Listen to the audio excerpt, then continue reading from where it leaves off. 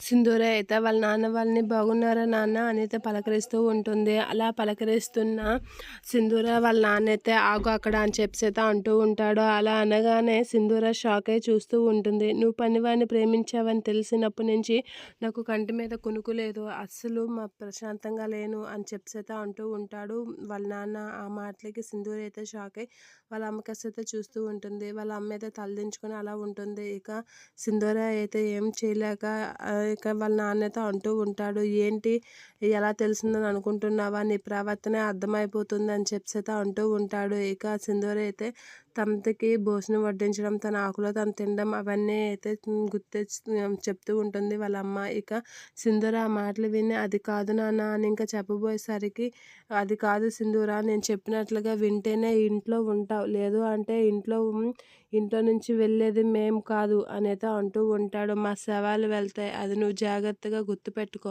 నువ్వు ఎంత మంచిగా ఉండి చెంచలమ్మ గారు తెచ్చిన సంబంధాన్ని కి తల వంచి తాళి కట్టుకుంటావో నీకు అంత గౌరవంగా ఉంటుంది, లేదు అంటే ఈ ఇంట్లో నుంచి మేము వెళ్ళము, మా శవాలు వెళ్తాయి" అని చెప్పేసి అంటూ ఉంటాడు. ఆ మాటలకి వాళ్ళ నాన్నైతే సింధూర్ అయితే షాక్ అయ్యి అలా చూస్తూ ఉంటుంది. ఏం మాట్లాడాలో తెలియక అలా చూస్తూ ట్రై చేస్తూ ఉంటుంది. ఇక "అది కాదు నాన్న" అని ఇంకా వేరేది చెప్పబోయేసరికి "నువ్వు మరీ మరీ గుర్తుపెట్టుకో సింధూర, నువ్వు మాత్రం చెంచలమ్మ తెచ్చిన సంబంధం చేసుకొని ఇంట్లో కోడలుగా తిరిగాడు, లేదు అంటే మాత్రం మా శవాలనే చూస్తావు నువ్వు" అని చెప్పి వాళ్ళ నాన్నతో చాలా సీరియస్గా సింధూరకి వార్నింగ్ ఇస్తూ ఉంటాడు. ఇక సింధూర అయితే అలా వాళ్ళ నాన్నకి చెప్పడానికి ట్రై చేస్తూ ఉంటుంది, కానీ ఏం చేయలేక అలా చూస్తుంది.